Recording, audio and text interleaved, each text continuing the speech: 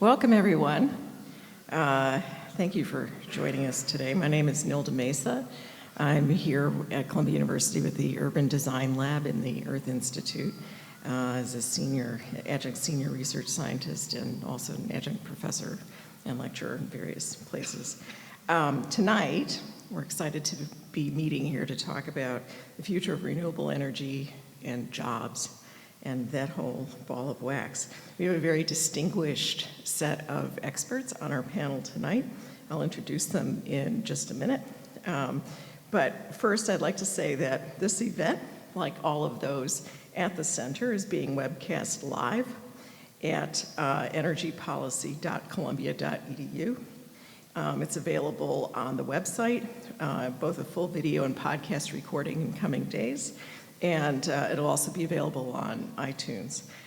For those of you watching online, as well as the people here in the audience, you can ask a question of the panelists at any time using the hashtag CGEP events and our Twitter handle, which is at ColumbiaU Energy.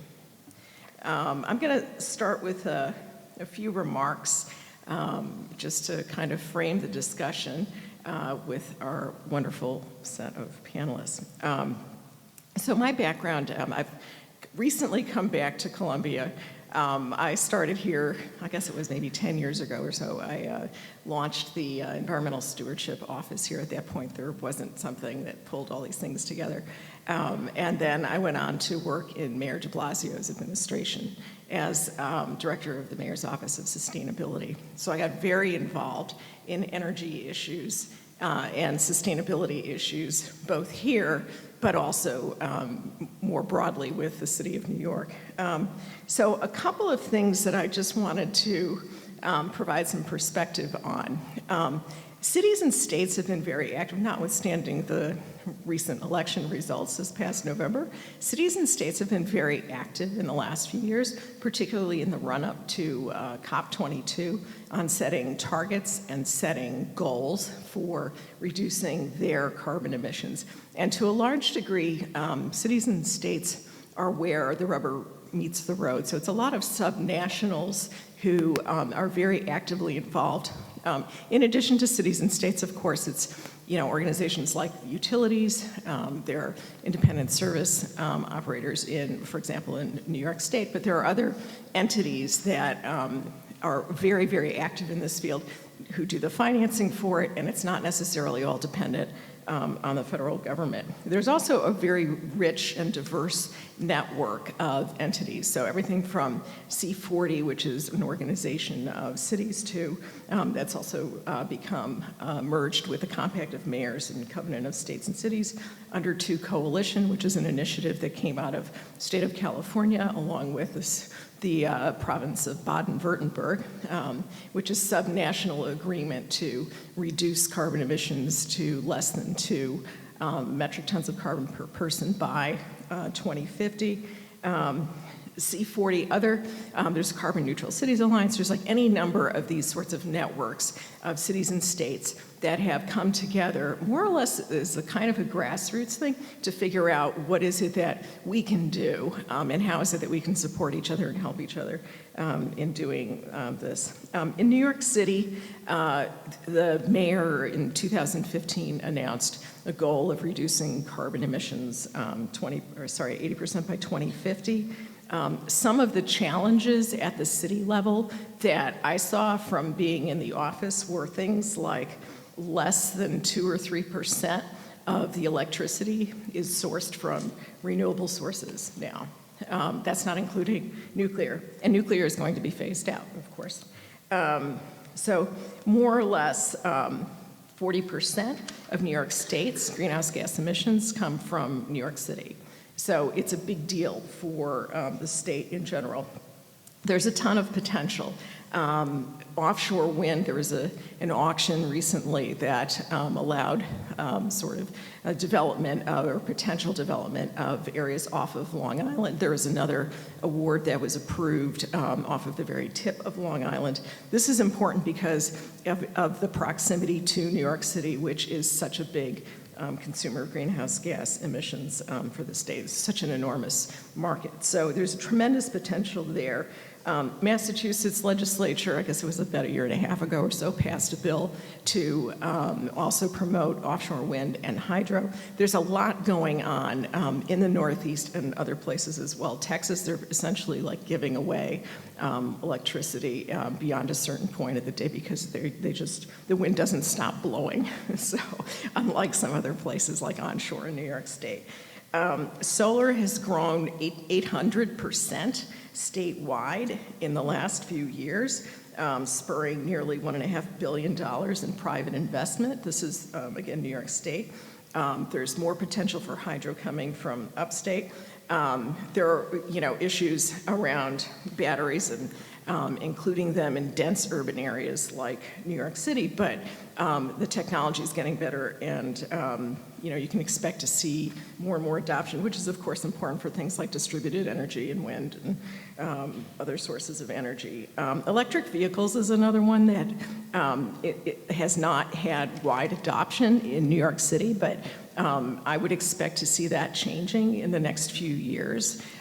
Because there's a task force that's meeting regularly sort of with all of the stakeholders and all the players who are trying to figure out like what are the best ways to ensure that the infrastructure is there for electric vehicles. And so that means that there'll be even more of a demand for electricity. So, and then another challenge is also sort of like the transmission lines. How do you actually get the energy to the city? And this is true of not just New York, but this is true of lots of other places. Transmission lines around here tend to be essentially at capacity or pretty close to overcapacity. The approval process for getting new lines is lengthy and, like a decade at least, and complicated. So it's not, there are certain obstacles that people don't necessarily think of when they're thinking of like how do we ensure that we get more solar and wind and so forth out there. But then again, New York State clean energy standard is 50% renewables by 2030, which is quite aggressive. It's also, in California, for example, there's been a new bill introduced to mandate 100% renewables for electricity by 2045. This is just like in the last week. And even Saudi Arabia, of all places, is holding an auction for 10 gigawatts in renewable energy. So there's a lot that's going on in this field. There's a lot that's changing, and that's, I think, going to continue to accelerate and change. So I'm looking forward to our healthy discussion. So let me just, I'm going to sit down now and introduce our speakers. Very first one is Yera Ortiz de Urbina, Senior Liaison Officer for the International Renewable Energy Agency. And I will switch over to her bio here. She joined the International Renewable Energy Agency in 2014 as representative of the agency to the UN. Her main duties there are engaging in intergovernmental processes in the areas of sustainable development and climate change. And she also supports their global outreach strategy and mission to support countries in advancing sustainable energy agendas.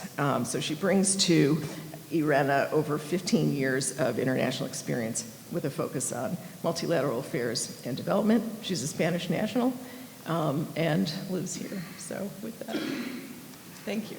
Thank you so much, and thanks so much for the introduction, and to my fellow panelists. It's great to be here, and also with all this talent in the audience. It's such a beautiful day. It's very good to see such a full room, so it's encouraging, and it's, I think, a testament to the opportunity around the renewable sector, as you were saying.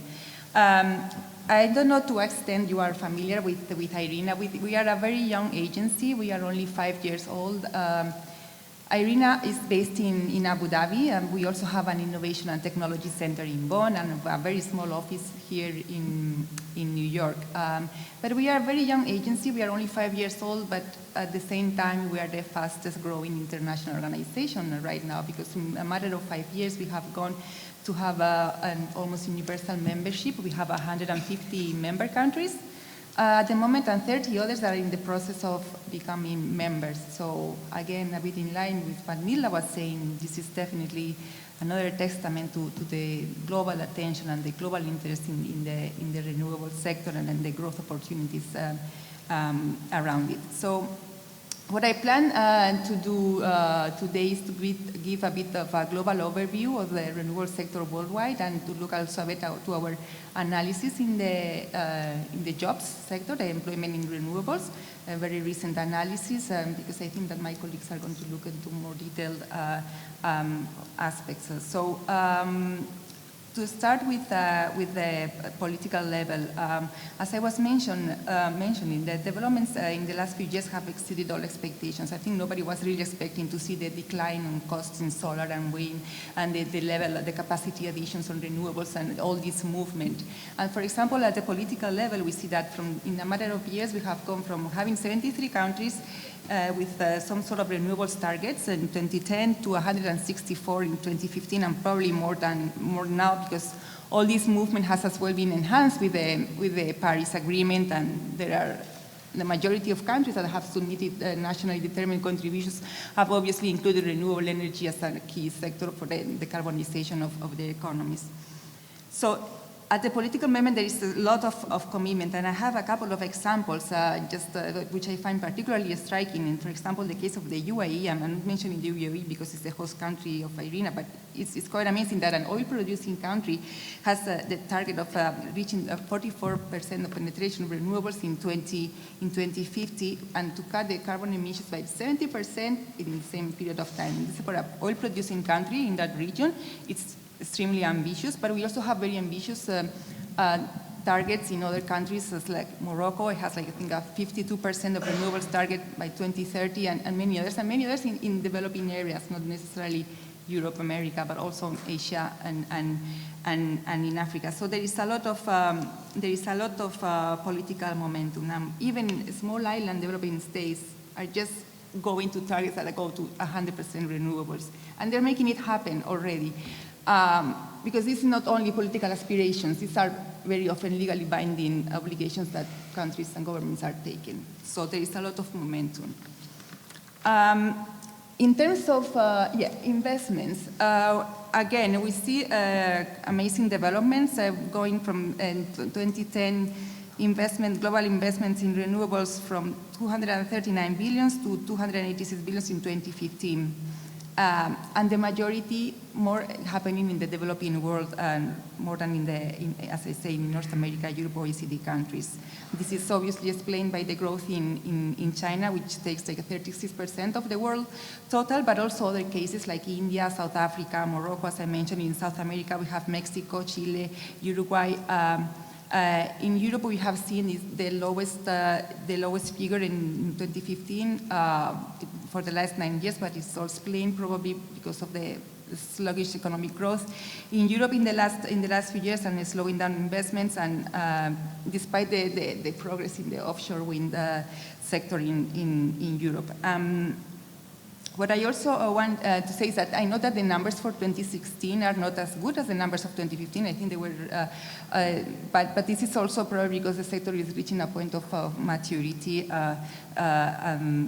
and also some places the demand is decreasing. And in the case of China, there have been also some changes in policy, etc., that are slowing down a little bit the investments, but the opportunity is so huge in many areas of the world, particularly in Africa, in Asia, that even if the numbers are slowing down a little bit, the trend and the global view is still very, very positive. In terms of capacity additions, again, in 2015, we got the highest rate ever recorded, with renewable power generation capacity growing up to 8.3%, again, with the leadership of Asia, but also Central America and the Caribbean. What is important also to say in this particular case is that there was more capacity added on renewables than all the other energy technologies combined.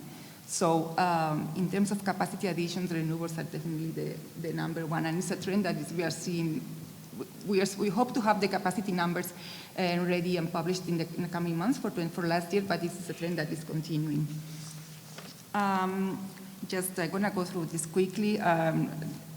This slide is looking at the capacity additions by technology with solar and wind. Obviously, as I said in the beginning, the cost reductions have been amazing and technological developments as well. So they're ahead of the others, but the potential exists in all of the technologies. Now, this slide looks in particular to the topic of the panel today, which is the growth in jobs in the renewable energy sector.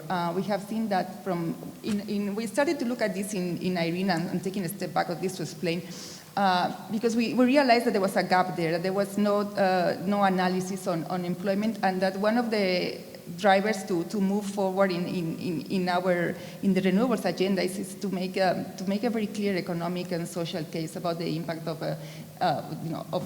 uptaking renewables.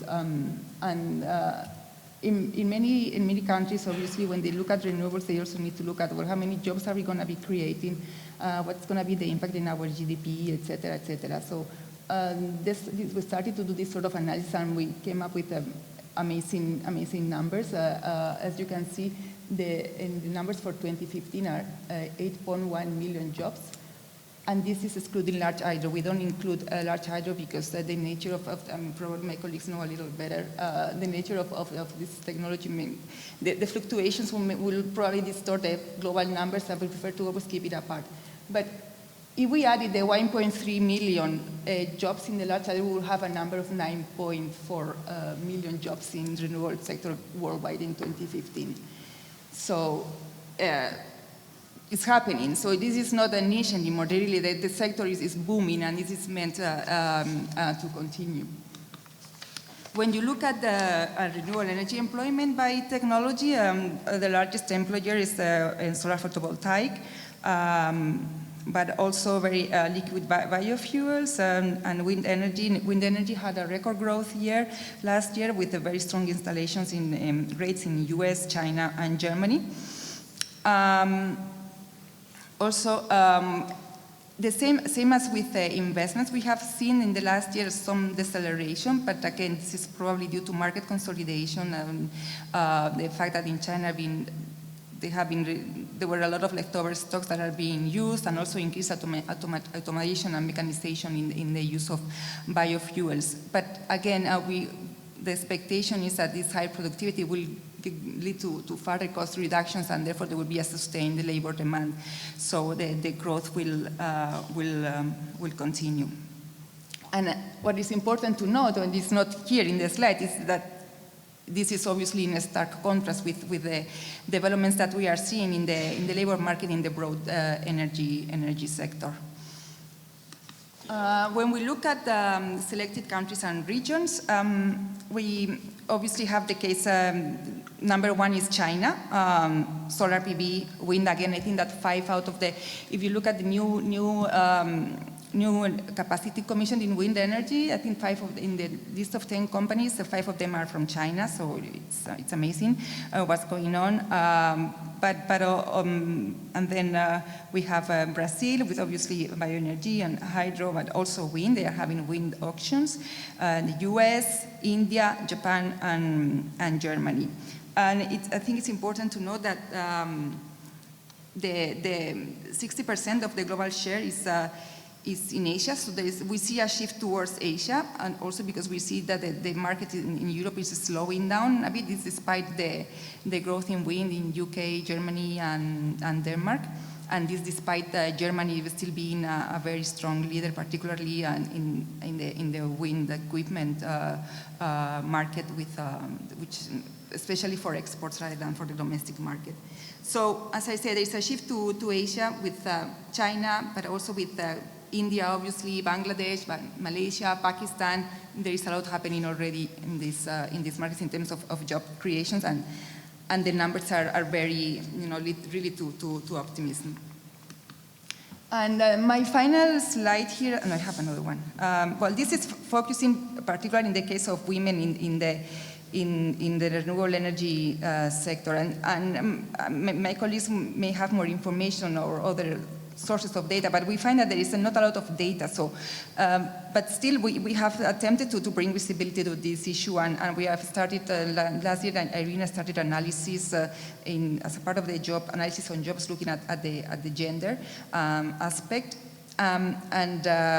We have had a very interesting survey with 90 major renewable energy companies from 45 different countries, representing the entire value chain. And one of the conclusions was that the renewable energy has more gender parity than the broader energy sector. So 35% is the average share of women working in renewable energy versus 20-25% in the broader energy sector, but still less than in the economy as a whole in OECD countries, which is around the 40-50%. So renewables is doing better than the broader energy sector, but we still have some room for immediate improvement. And then it's also very interesting to look at what sort of roles do women have when working in renewables. And you see that 46% is in administrative roles, 32% in management, and 28% in technical workforce. And to note, in the case of the senior managerial roles, this is still above the management positions held by the 500 Fortune companies in 2015. And one important also element here as well is that we haven't really seen any difference between developed and developing countries in terms of women taking managerial roles in the renewable sector worldwide. So just also on the gender issue, if I may have a very quick word also that on the access aspect. As you know, there are 1.1 billion people in the world that don't have energy access, don't have any access to electricity. That is 17% of the world population that don't have access to electricity. I mean, when you stop to think about it, it's quite a striking number.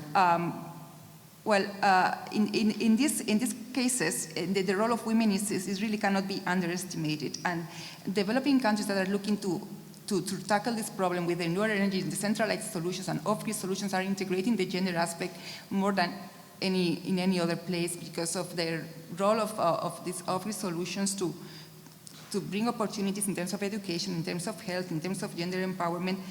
And there are a lot of initiatives, I think of the Solar Sisters program in Africa, the Barefoot College in India that bring training and entrepreneurship opportunities for women.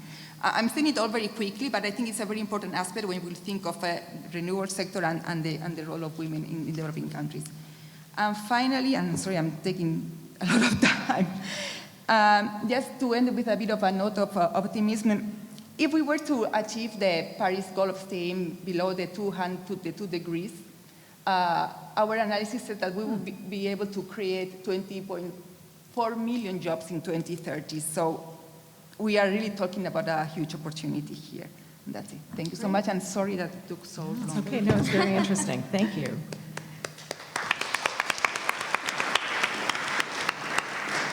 Our next speaker is Elle Carberry, who is the newest advisory council member for Greentech Capital Advisors, which since 2008 has been the largest global investment bank and asset management firm focused exclusively on sustainable infrastructure. Elle has grown established and emerging companies in the U.S. and globally that have delivered superior financial results. I'm not going to read the whole thing, but here's the thing, from 2002 to 2015, she lived in China where she founded China Greentech, and upon their acquisition by the Paulson Institute, served as Paulson Institute's managing director for China. So last year I had the great honor and privilege to be able to go to China as part of a U.S. delegation on carbon reduction and so forth. It was organized by the State Department. And the Paulson Institute played an enormous leadership role there. And so hats off to you for that. It was a pleasure to see all of the work that they were doing. So anyway, over to you. Okay, I'm going to stand up. Okay. Sorry about that. This is going to change up. Okay, so I just wanted to put forth a few ideas about how do you aim at the right area and then eventually kind of move into a direction for the role. So my thoughts here are a little bit about the content of the energy industry and also about kind of the process of how do you evolve yourself in a direction. I'm going to just highlight a few things. Really, this is a leave behind. It's a part of useful for today's discussion, but it's a leave behind for the center and for all of you, and if it's useful, great. So here's just a thought about how to think about career development. Is it's kind of a cyclical thing. There's some part of it is thinking about where do I want to go, what's my vision for myself. Some part of it is developing skills, some part of it is having a path to get there, and some part of it having sponsors who help you along the way. So then I started to think about, well, how has that been a part of my life, and what has it done for me? So I'm going to touch on a few things, and you'll see we'll sort of follow. We'll start with vision. So in terms of vision, then there's this like, well, what is that industry? And so we've just heard different aspects of it, and I have to say both the state and local and the multilateral federal level, I mean, without the work of these two women and millions of others, nothing happens downstream. So they have to lead in front, and that's great. So at this company that was mentioned, China Greentech, that operated for about 7 years, we tried to define what the market was. So we said, we think it's like 9 sectors and 30 sub-segments. So when you talk about renewable, you see renewable is one of 9 sectors. But there's all this other work going on, right? So I just sort of invite you to take a wide view of what the industry looks like in terms of if you have that passion to work on something that is making the world a better place. There's lots and lots and lots of ways to participate.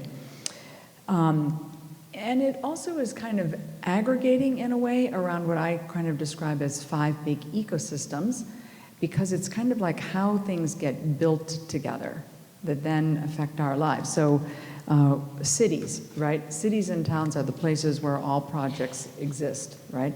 But what create those cities, whether it's New York State or New York City, is the projects that sit in those locations. So the buildings, so there's a million people working on how to make buildings more energy, water, and otherwise efficient.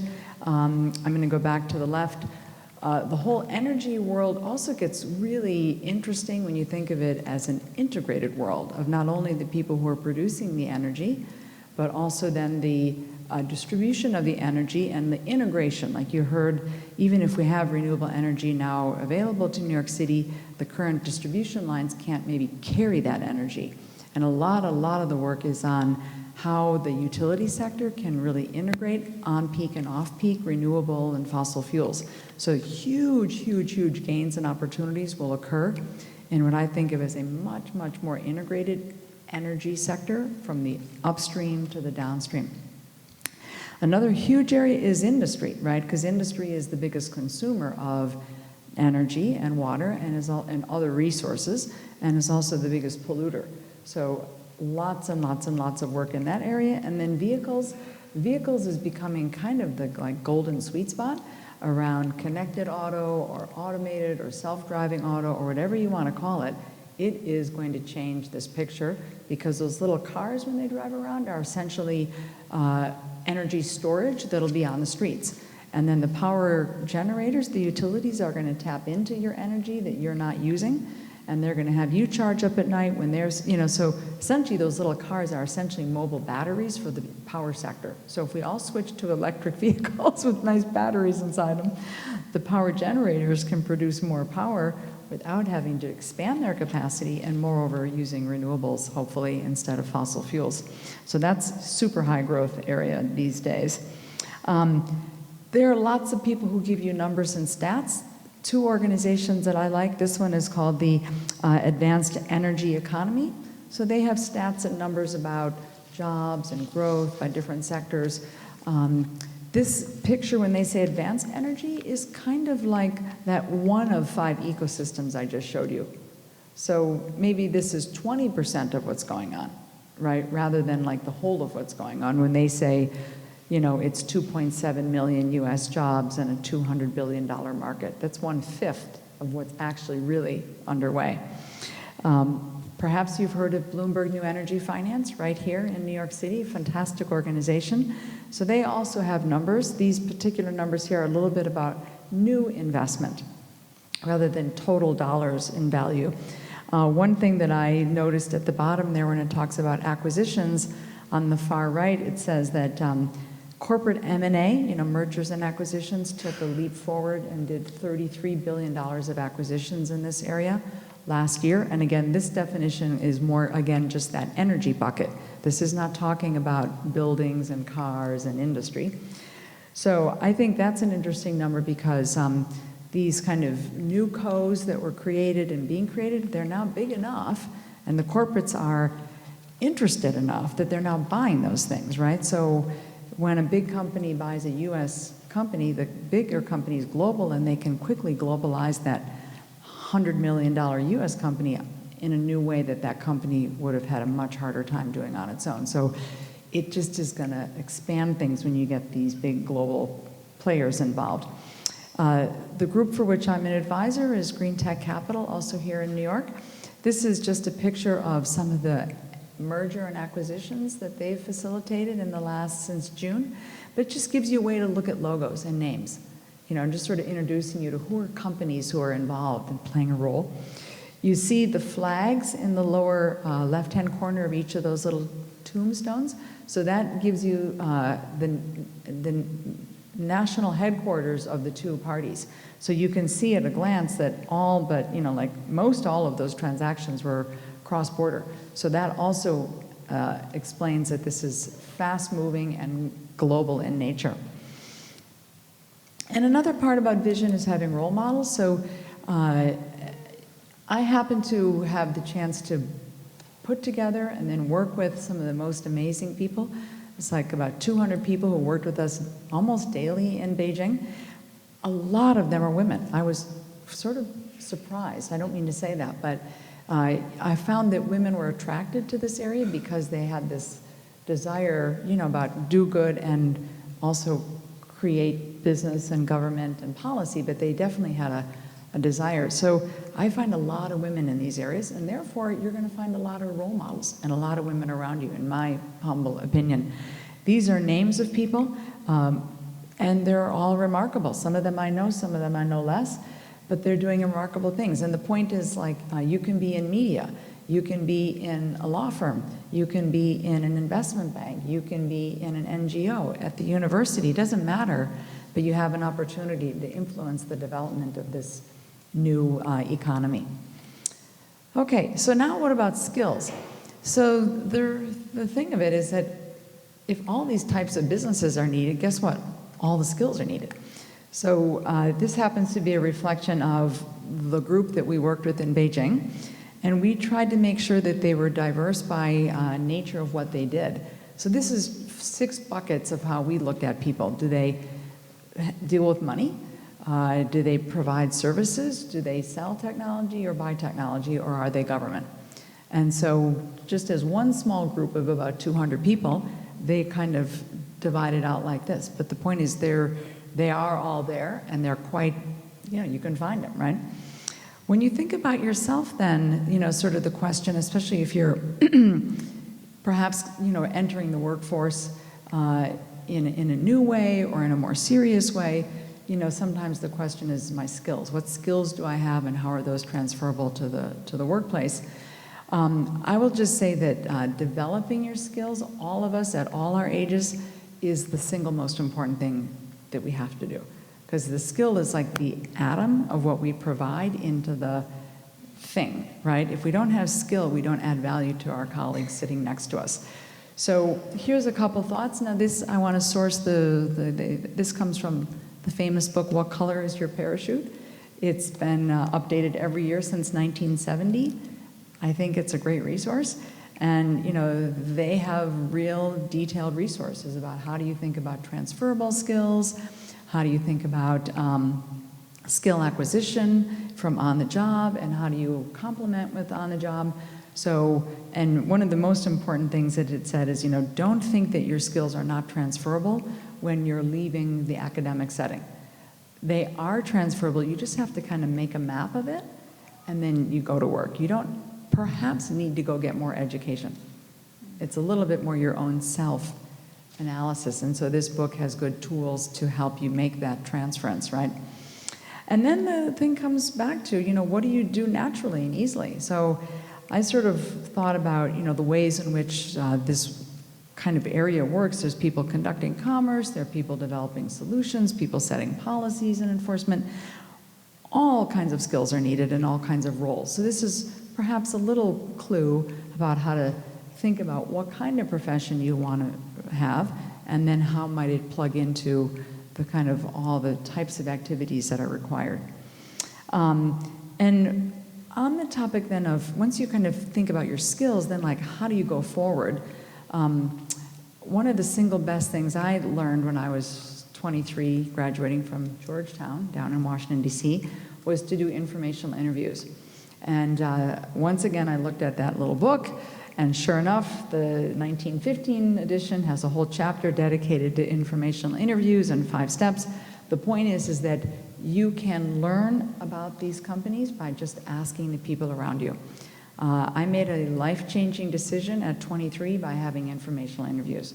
I thought I was going to go down one path. I heard things that didn't resonate with me. I skipped it. And I went a different direction that was my plan B, less passionate, but actually turned out to be a much, much better decision for the development of a long-term career, because that organization built my skills. Anyway, so informational interviews is a great part of your path. And again, whether it's government, NGO, academia, business, advisory, there are lots and lots of companies involved in this massive, transition that's underway. A very other important part about path is the thing about women in these industries.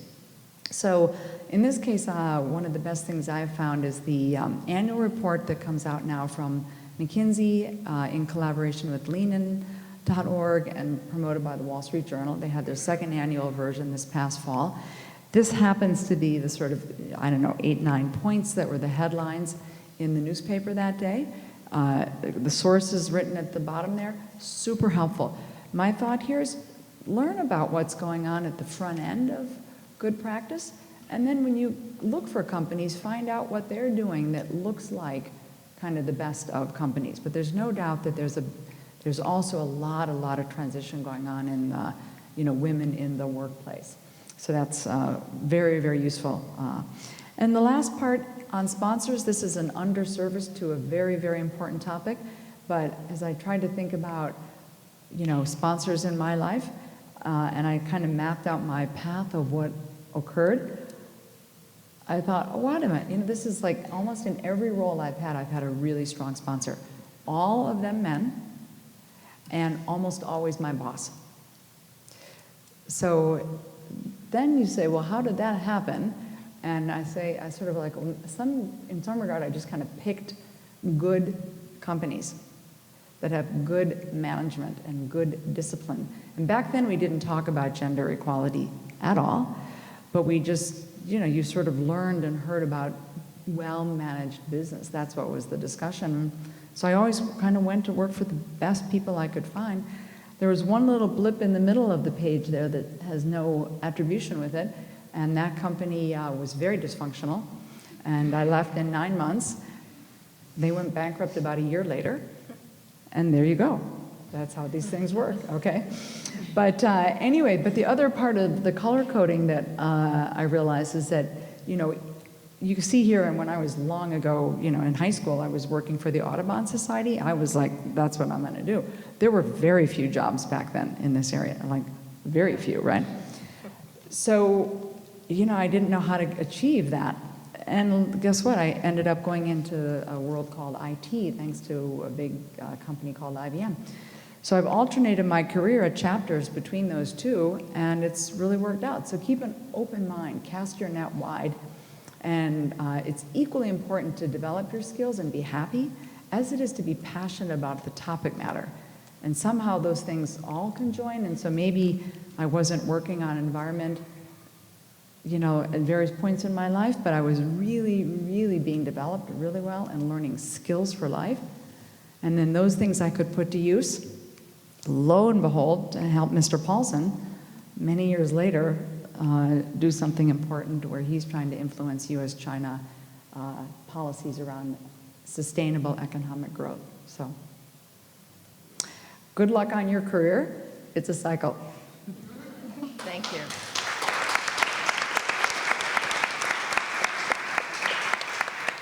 That was great.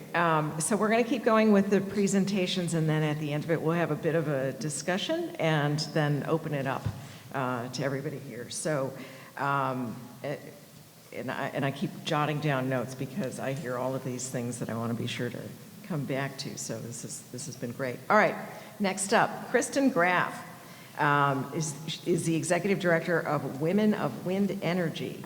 In 2013, she was recognized for her work there and given the award for mid-career achievement in mentoring and education by the U.S. Department of Energy's C3 initiative. This is a big deal.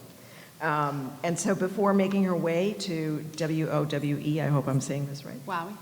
Wow, how perfect. Okay, Kristen spent 5 years with the Union of Concerned Scientists in Boston as the Clean Energy Program Coordinator and Research Associate. And she worked a lot on renewable energy policy at the state and national level there. So, thank you, Kristen. Take it away. Thank you all for setting up this panel, having us all here. I'm excited to hear all the pieces I've already heard. I'm mostly excited to get to the conversation and to hear your questions as well, so I'm going to try and keep it in a bit of a nutshell. But I thought I'd start just quickly so you have a sense of WOWE and who we are as an organization, Women of Wind Energy. We have been around since 2005. We're focused on recruiting more women into the renewable energy space, helping retain and advance all the amazing women that are already in renewable energy, and then doing that retention and advancement both with women but also with the companies, thinking about their own internal policies and work around culture and diversity and inclusion.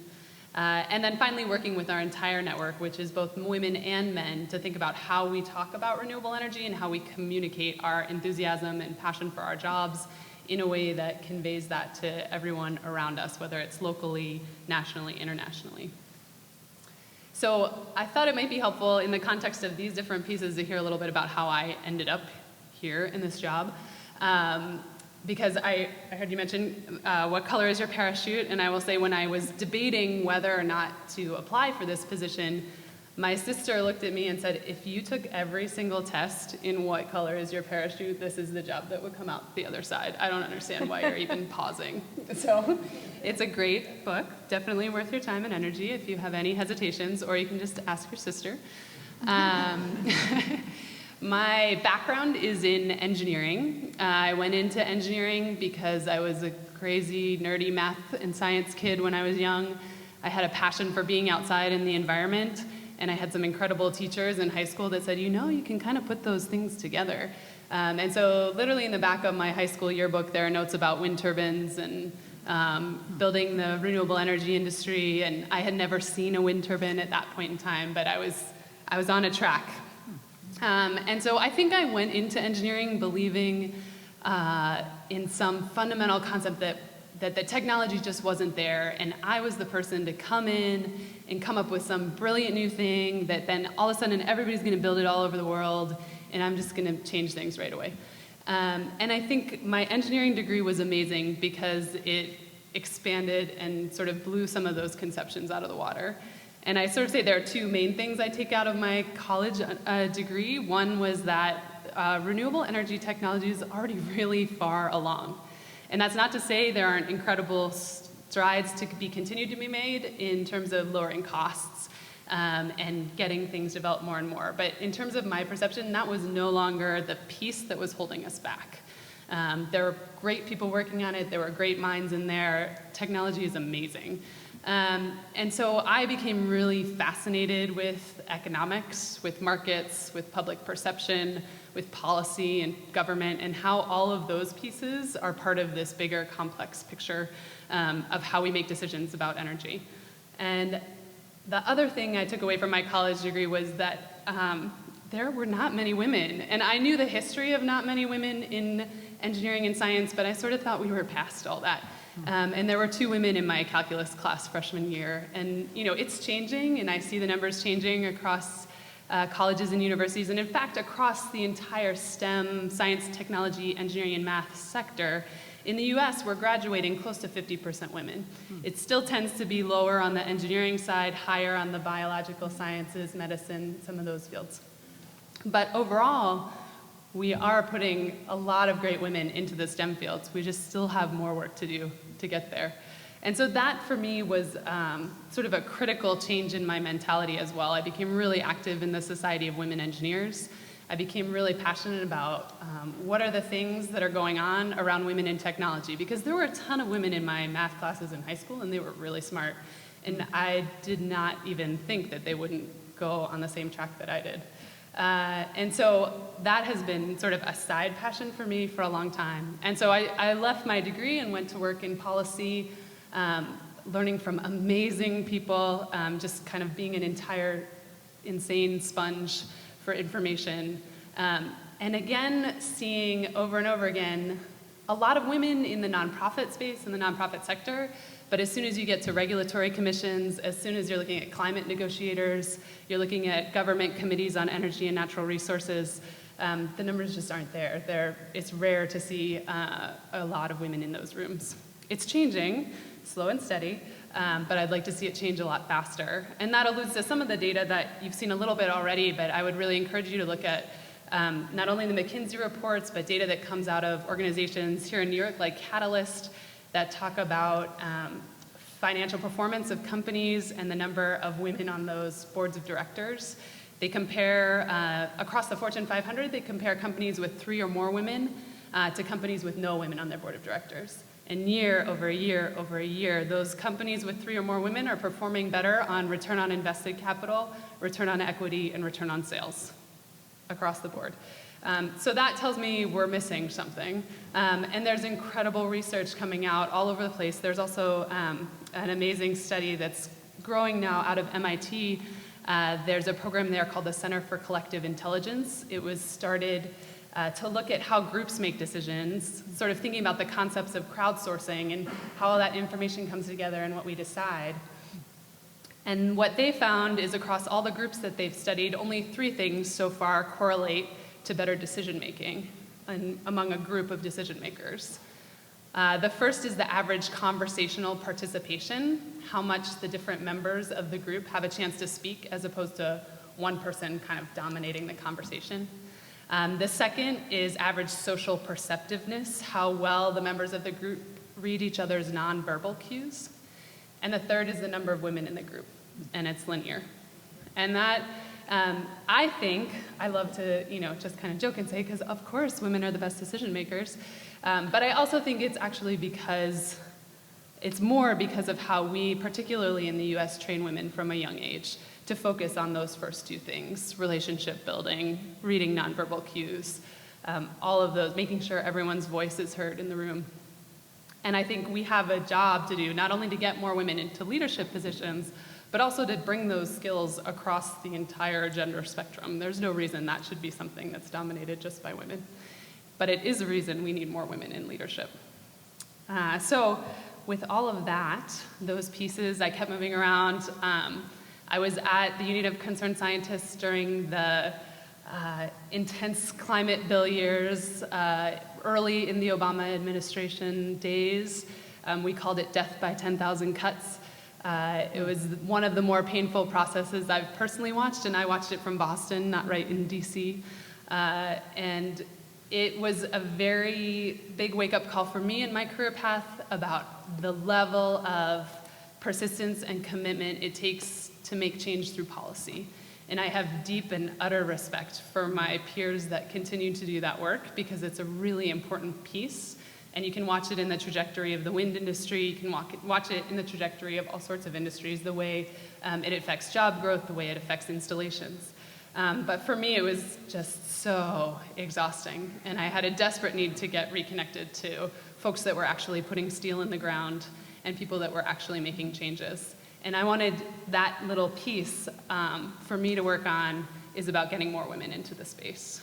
And so I have pretty much the coolest job now. I get to travel all around the country and talk to amazing women that are excited about and interested in working in renewable energy. The growth is phenomenal. I have some new reports up here that have just come out in the last week or so.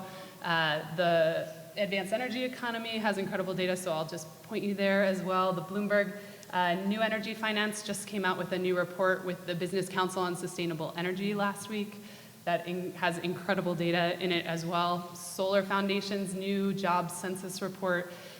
Solar jobs are growing in the US over 20% a year. This year was 25%, a new high. So there is incredible growth, and it continues on the wind side as well. And you'll see differences in specific numbers by country or by place based on how you're describing clean or renewable or anything in those weeds. But the story is one of growth. And I think regardless of the current political climate, the story is growth. And it will continue to be growth, and it's just what kind of growth can we make happen. And so I'm excited about getting more women involved in all levels, and I think that's a really incredible piece of this whole story. You don't have to be an engineer, but we need lots of engineers.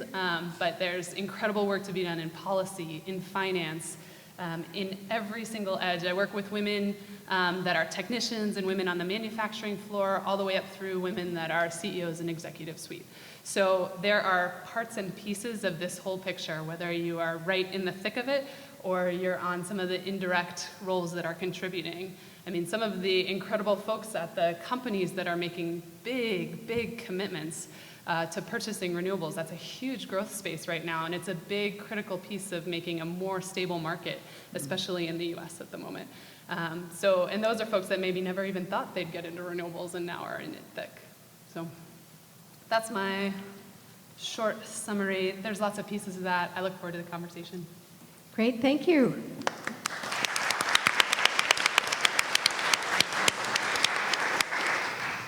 I feel like I'm jumping out of my chair to ask a question, but we'll get to that. Okay, Christine Pizzo is the Senior Vice President of Human Resources and Shared Services at the New York Power Authority, otherwise known as NYPA. She's responsible for human resources, affirmative action, facilities, corporate support services, a whole mess of things. Most recently, she was Chief of Administration here at Columbia University, where she led several key departments, including HR, finance, marketing, and so forth. And she's previously also been EVP of Human Resources and Chief Administrative Officer at the New York City Economic Development Corporation. So she's got a wide perspective. And NYPA, and you can explain it better than I can, but NYPA is in effect the utility for local government, for municipalities in New York State. And so most people tend to think of utilities as like Con Ed or LIPA or any of these others, but NYPA is the one that really works most closely with cities, and New York City as a city government gets its electricity from NYPA. So with that, Christine, thank you. I think I'm going to get up as well. I'm the closer, so I have to unseat. But thank you for having me. The panel has been great, and I'm going to echo some of the same themes that they have all said, but with a little different lens.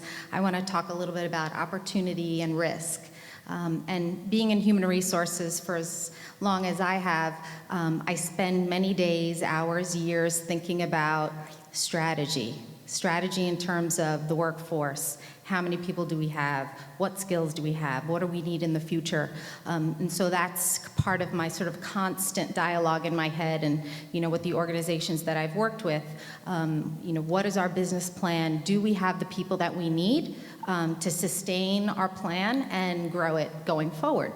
In this space, as you've heard, I have a diverse background, but particularly in this industry, there's so much opportunity. There's so much change. The space in terms of the new organizations that can come up, and the career opportunities for all of you, all of us, are great. But with that opportunity comes risk.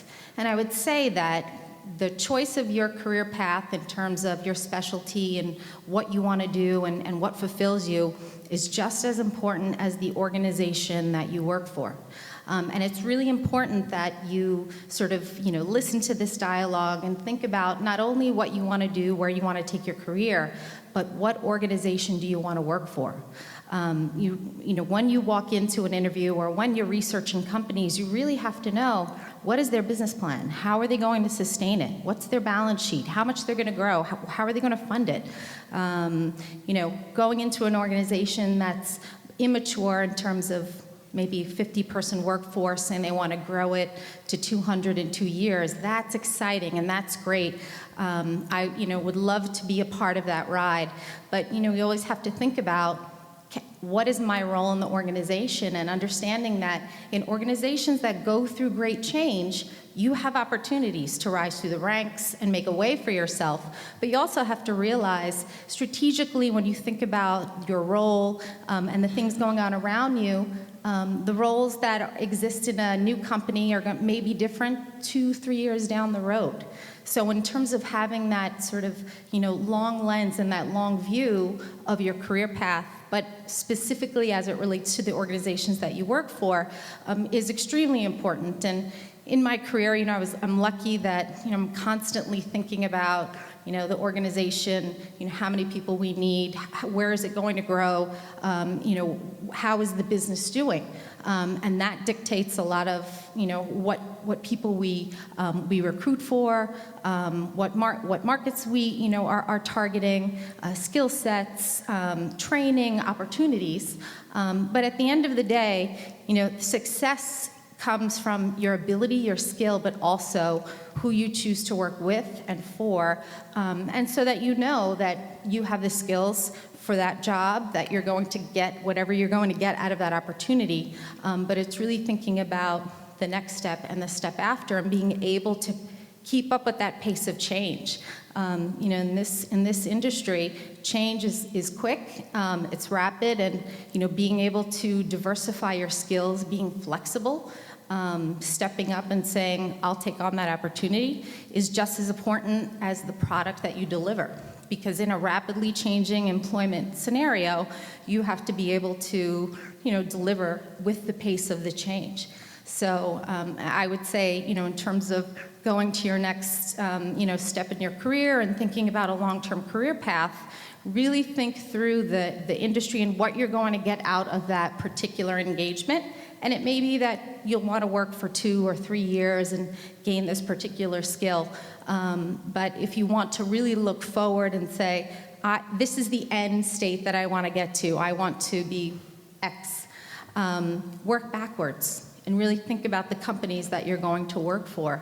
I've been lucky that the companies that I've chosen were chosen strategically based on where they were going in the industry, their pace of change, the opportunities within the department, the skill sets of that team, how much they were going to grow it. So the purpose of really going through an interview process or going through that research process, it's not just about what the job is, but what organization you're going to work for. And in terms of the makeup and in terms of gender, and we've touched upon that, and we'll probably talk more about it, where I work, and particularly in the sector that's mostly engineers or trades, predominantly men, just by the nature of the population that sort of came into the ranks at that time, but it is certainly changing.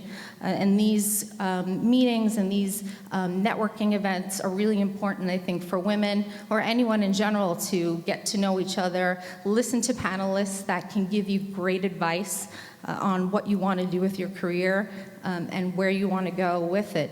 In HR, I've been asked many times throughout the years, as a woman, has that held you back in your career? Do you feel that because you're a woman, you haven't had as many opportunities as men? And I will invariably say no. And a lot of times that shocks people who would think I would say yes. But when you pick organizations that you can succeed, that that you can deliver what's expected, and rise to the occasion, the opportunities are there. And the person that you work for is extremely important in your development and in your ability to grow. So when you're thinking about your next career choice, really think about who do I want to work for and where do I want to work, and know as much as you can about that business, that industry, everything relating to its future. Great, thank you. Okay, there's so much good stuff here. So I just wanted to comment my own background, because I didn't really show this in the beginning. So I was a history major undergrad, and then worked in DC for a while on Capitol Hill and in a campaign that failed many years ago. And then it was the last year that my LSATs were good, so I went to law school.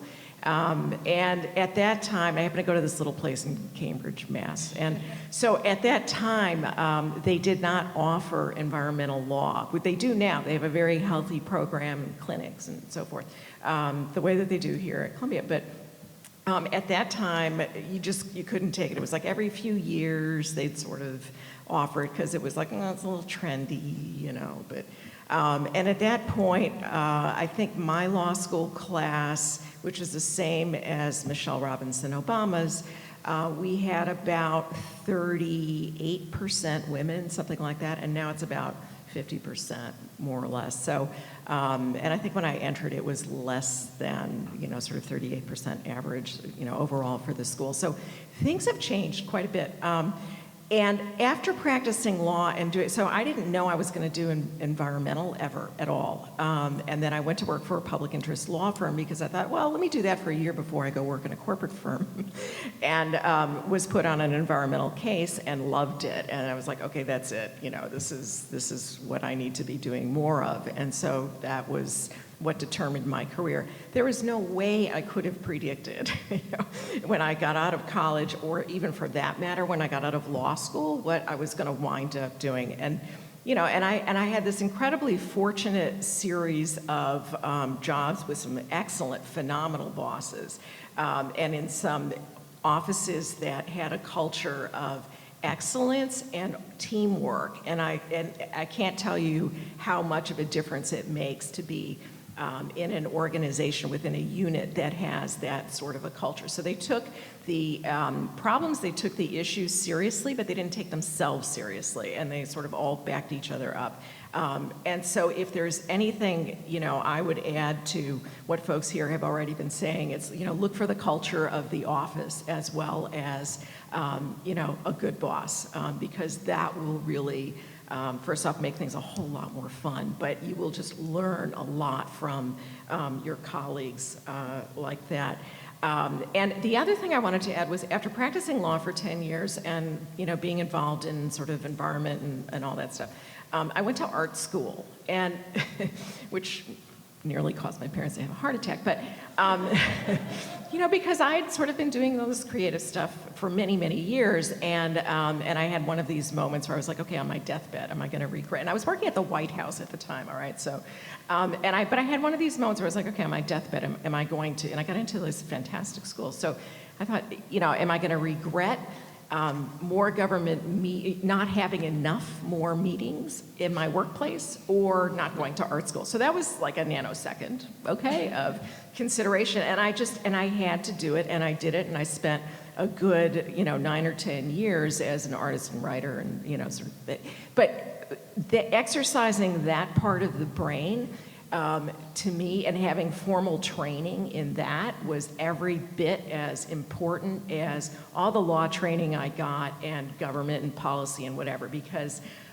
what it did was it broadened my toolkit, and it broadened my ability to look at ways of solving problems, because it may seem like they don't relate, but there's something that happens, you know, in how you literally see things, you know, when you have that kind of a background. So that's a long way of saying nothing is wasted, you know? So whether you go into this field, you know, and I'm going to open it up for everybody else here, but, you know, my opinion is like whether you go into this field as somebody who's got a technical background, as somebody who's an economist, as somebody who's a banker, you know, or liberal arts humanities person. There are places for all those ways of training and all those ways of thinking. And I think one of the exciting things about this field is that it is new and that it's not so settled. It's not, I mean, energy itself is not a new field, but renewables is. And so as a result, there's more, I think, kind of openness and flexibility than you might find you know, in some other like more traditional areas. Okay, so let me open it up to folks here for thoughts, reactions, and ask each other questions as well. One of the things that you talked about was jobs. Mhm. When you look at the numbers of where you're looking to project jobs, my question actually relates to tying a little bit of some data that you've got and what Elle talked about, which is do we currently have the skills in our current workforce to actually fill those jobs?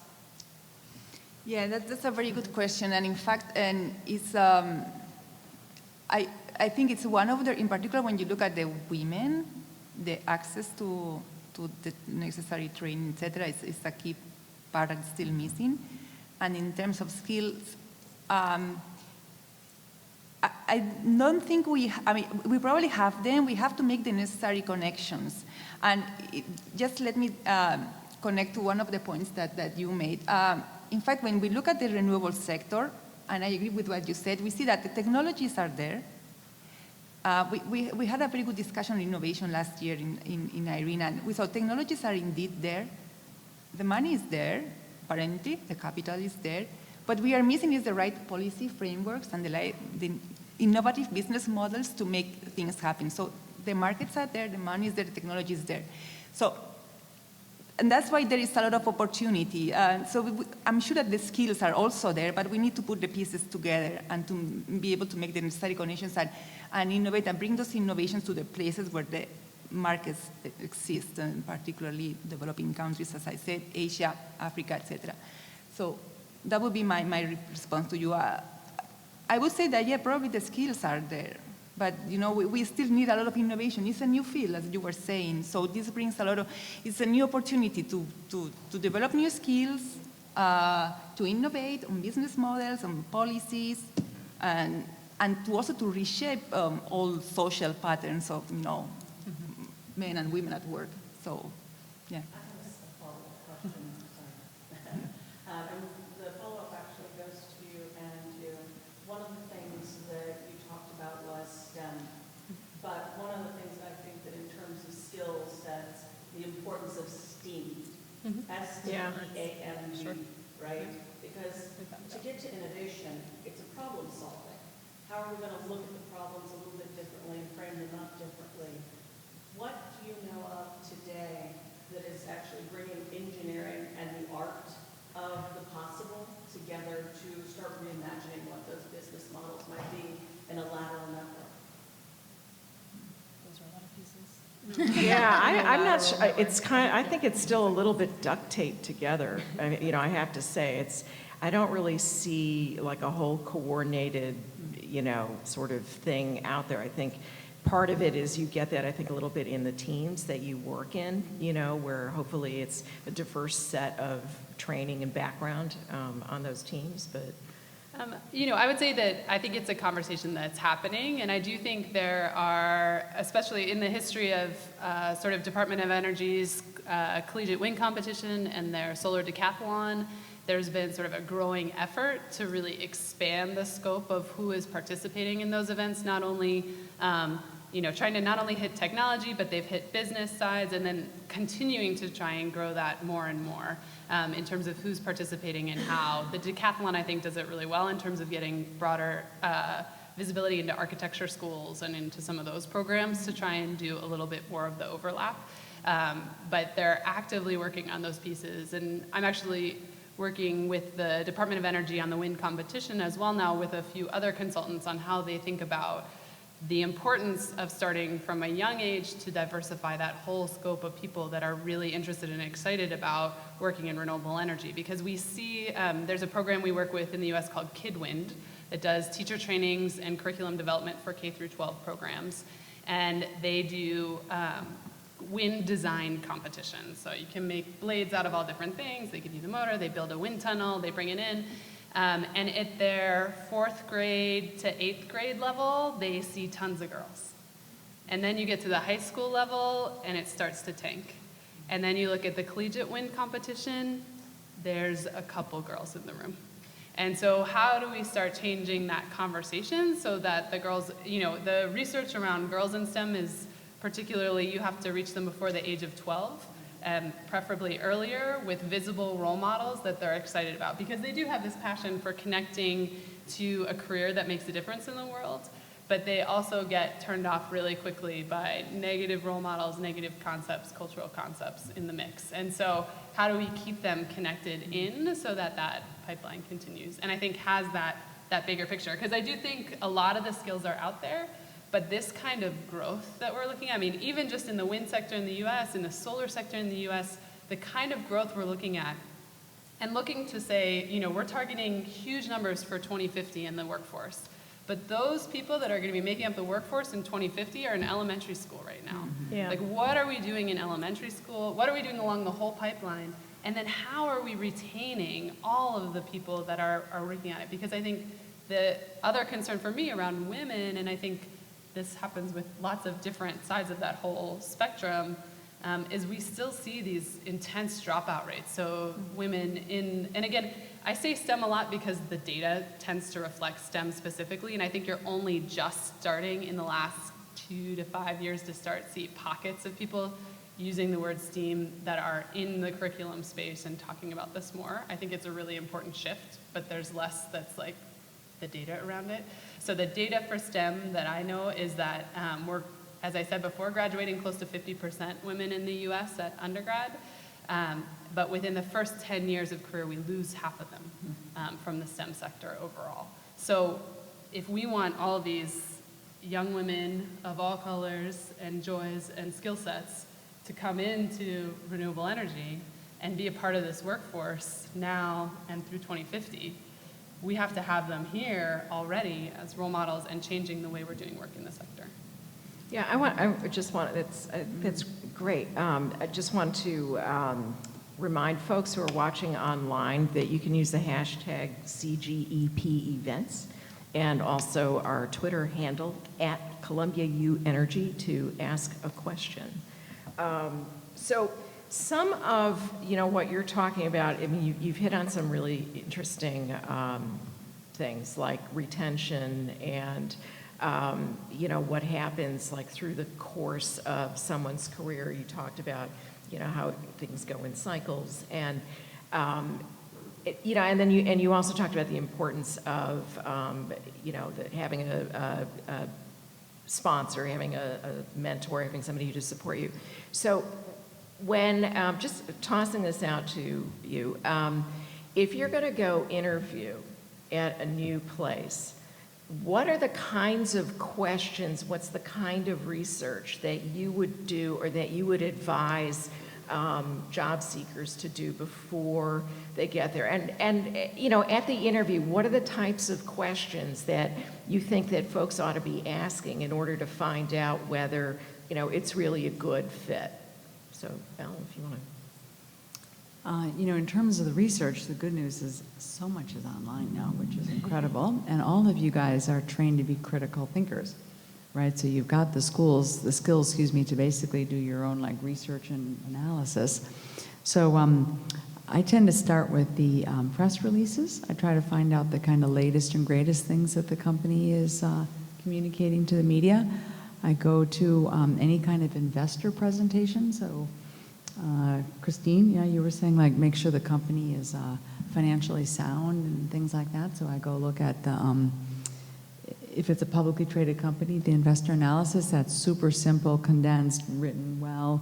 I go look at yahoo.com on finance, Yahoo Finance, and I look at, where are the recommendations of the institutional stock owners, about recommending buy, sell, et cetera.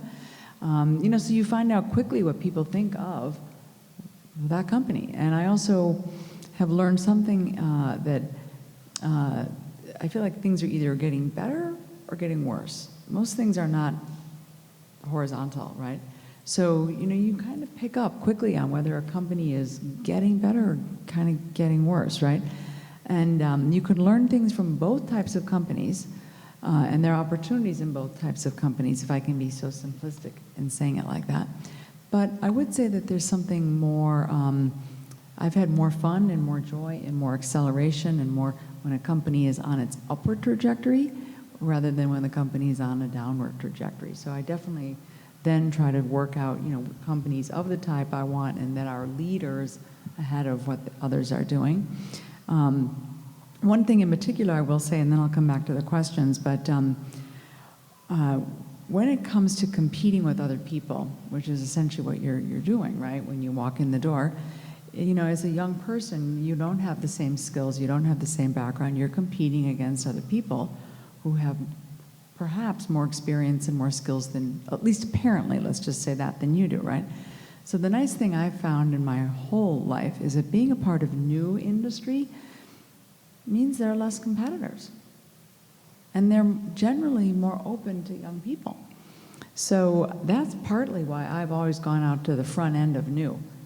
It's just, it's more exciting, more interesting, more innovative, more change, more dynamic, but guess what? And also less stayed, the same old thing. New parts of energy are exciting and interesting. There's a bunch of energy that's not like, it's utilities. They just run the thing so that we have electricity every day. It's meant to be conservative, right? So I try to work out, where are there new innovative things at the front end? And then with questions, frankly speaking, I just go in with a good kind of self-analysis of the company, and I just go in and engage people in a discussion. Because you're just having a discussion about the company and how they're doing and where they are in there with their competitors and how they're growing.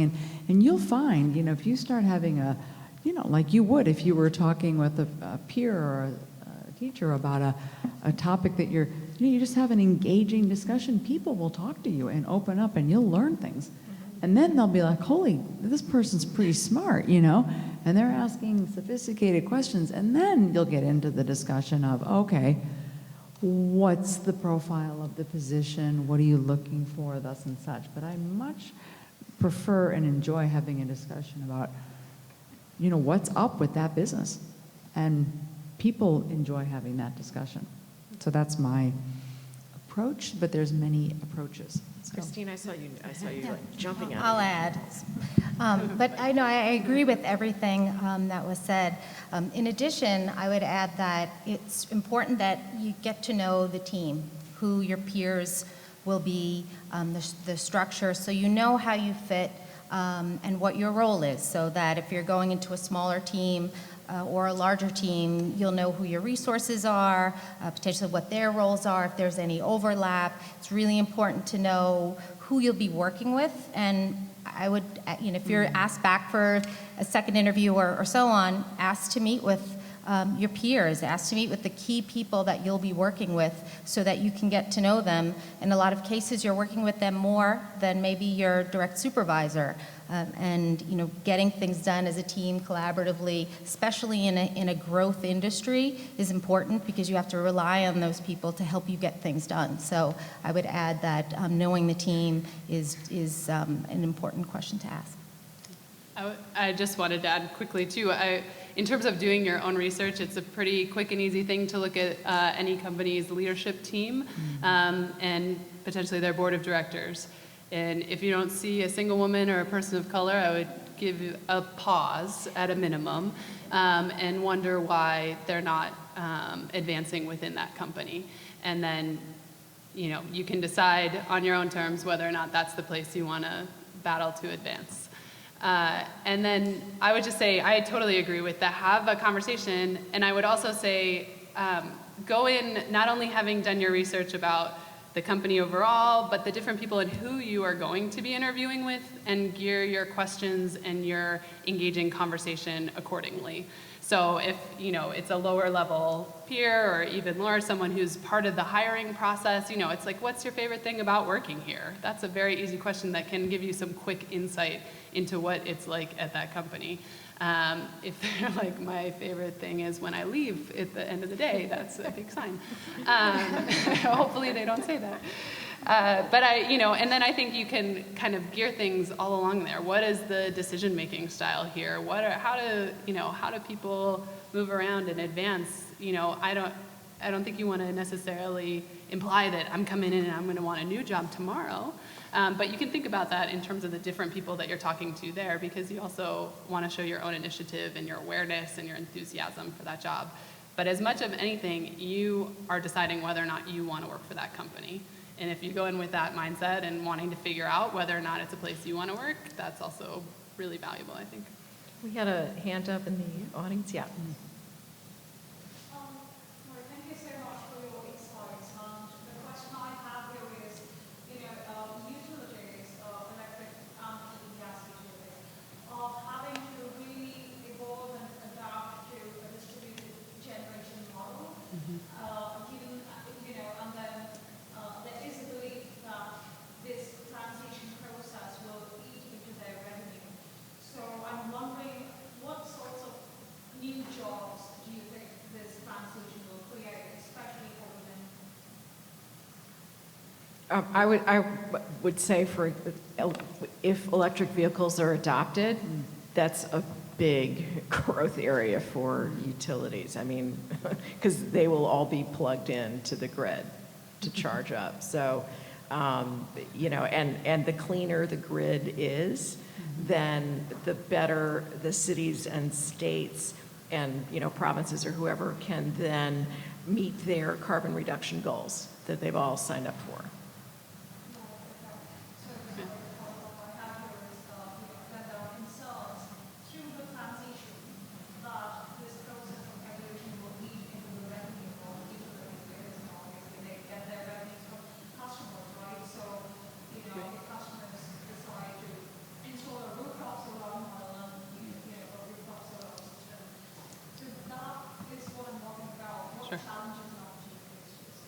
I actually think it's a really big opportunity cost for utilities if they don't get on board sooner rather than later. Yeah. And so it's in their best interest to be thinking ahead. So I'm thinking specifically of the example of Nevada right now, where Nevada Energy and the Nevada PUC passed some really regressive legislation on solar that basically didn't support a lot of people that had put solar on at the residential level, expecting a certain amount of tax credits and benefits over a certain amount of time, and they tried to revoke it. And then MGM Resorts, one of the biggest job providers in Nevada, one of the biggest power users in Nevada, petitioned to remove themselves from that electric district, that utility district. So that is just like, first of all, it's mind-blowing that that would happen. But second of all, it's amazing, right? Because they have so much consumer demand right now to be more corporate responsibility, more sustainability in their mix. And they say, if you're not going to bring me the solar power that I want, I am going to take my business and go somewhere else. And now, you have utility commissions across the country and utilities going, ugh. Like, what is going to happen? And so you see those changes, it happens in small ways and in big ways. But I think the utilities that are out in front are going to be the ones that have the most long-term success. And you see it coming up. Advanced Energy Economy is doing a lot of work on this. Navigant, SEPA, the Smart Electric Power Association, in terms of what is the utility of the 21st century? What is that business model? What does it look like? And what are those opportunities? So in the near term, I think there are a lot of law jobs and legal jobs in contracting and these sorts of things. But in the long run, I think there's a huge opportunity to just entirely change the business model of energy and electricity in the US and around the world. But I'm focused here. Yes. This is more a career development question. So what do you think about mixing experience in the renewable sector, in particular between for-profit, government, non-profit work? Do you think it's more good to move between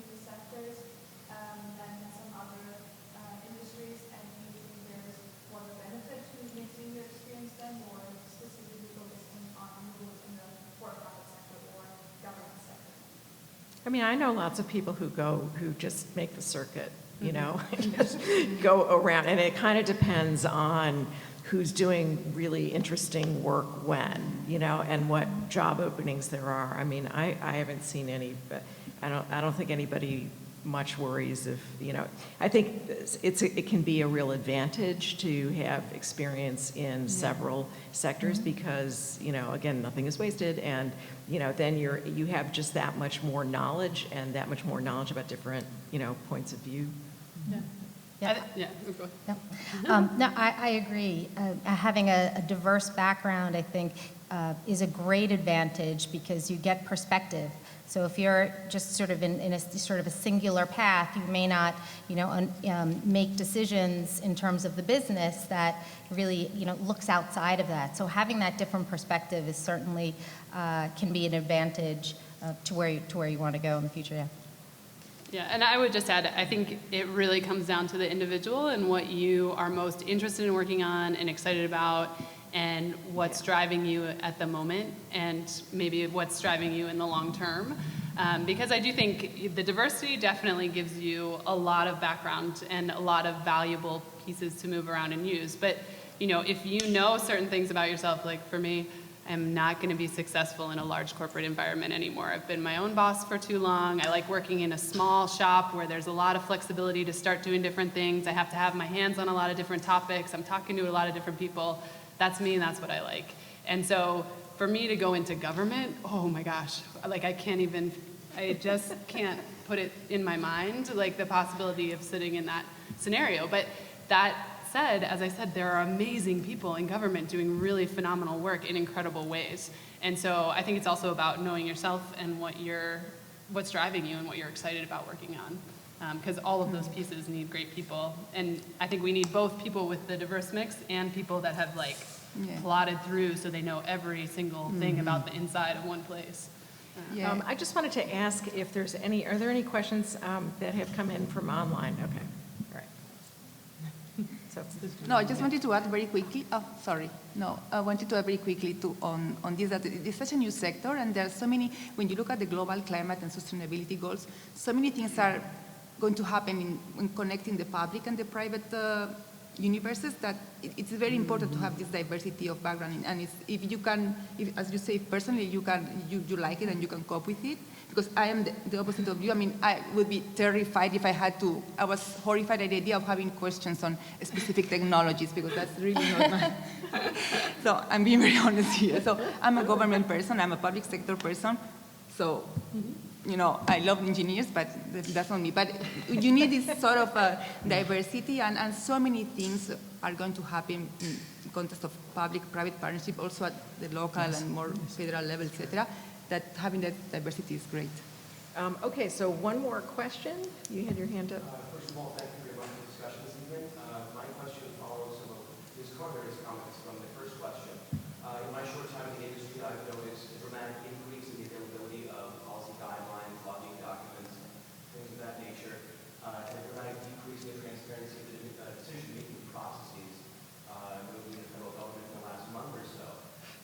In regards to positions in the policy sector moving forward, how do you see these two areas converging, and how will it affect the job market?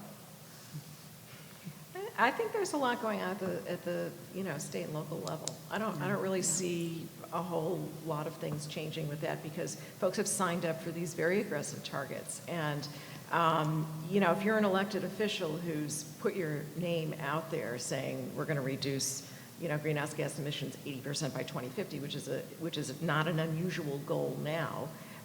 You really don't want to, you want to hire staff who can tell you, how you're actually going to do that, and you want to hire staff who are going to be able to talk to the private sector and figure out, what's going on elsewhere. So federal government, I think it's still early days, and we'll see there.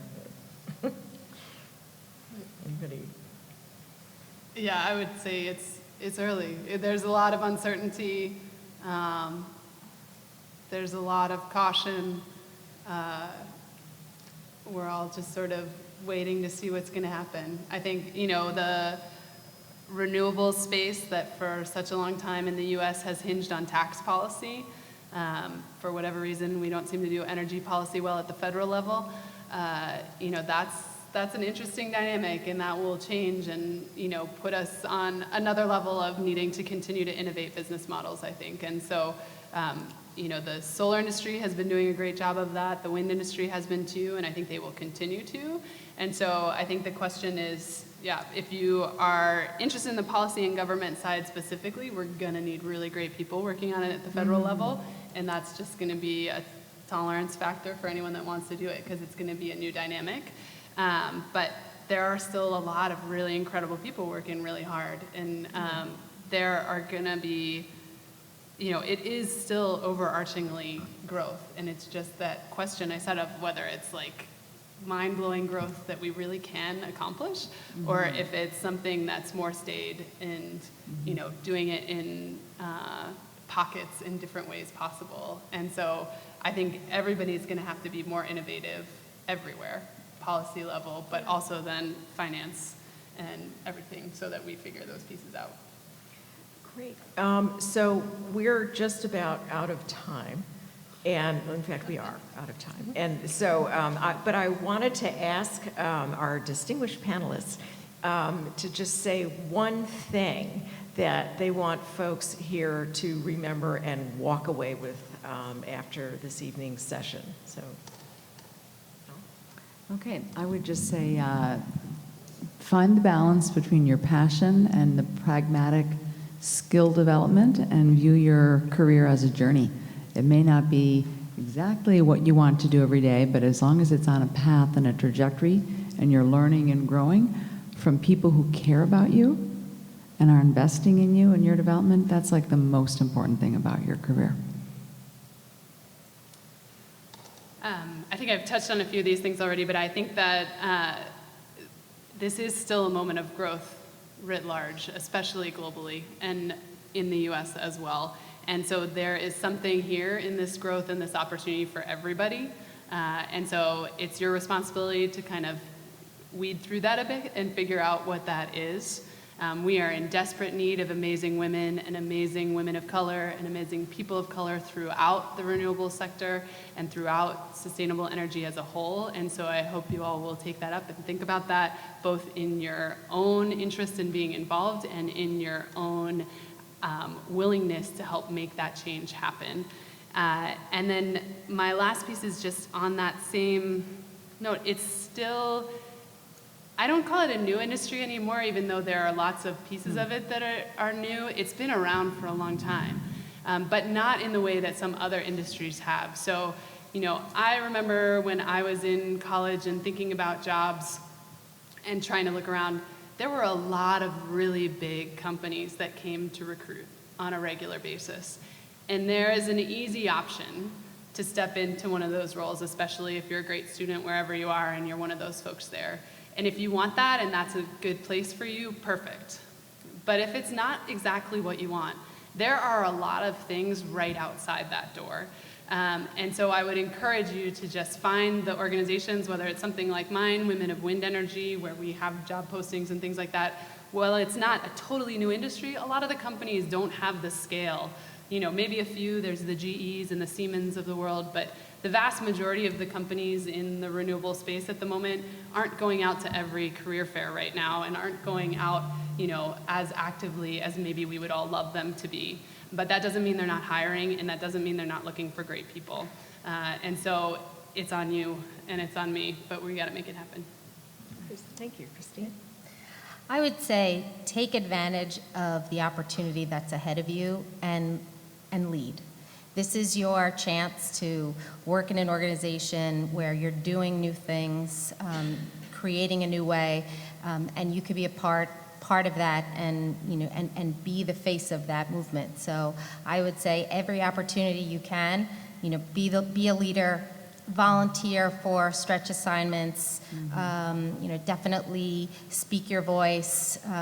Self-promotion's underrated, I say that.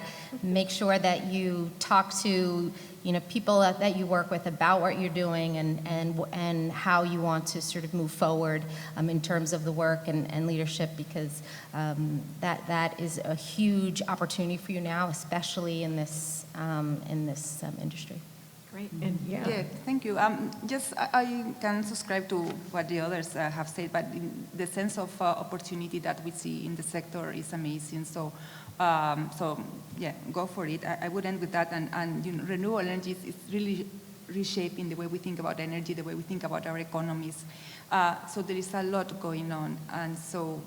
Again, it's a positive message. It's a message of optimism, and see what's outside of your door, but also see what's happening outside, on the other side of the borders, and look what's going around in the world, because there is a lot to learn, a lot that is happening in other places outside of the U.S. as well. Keep an eye on that, and just be brave and ambitious, and don't stop being idealistic either.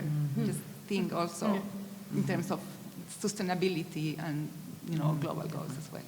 That's great. Okay, thank you. And so, big round of applause for.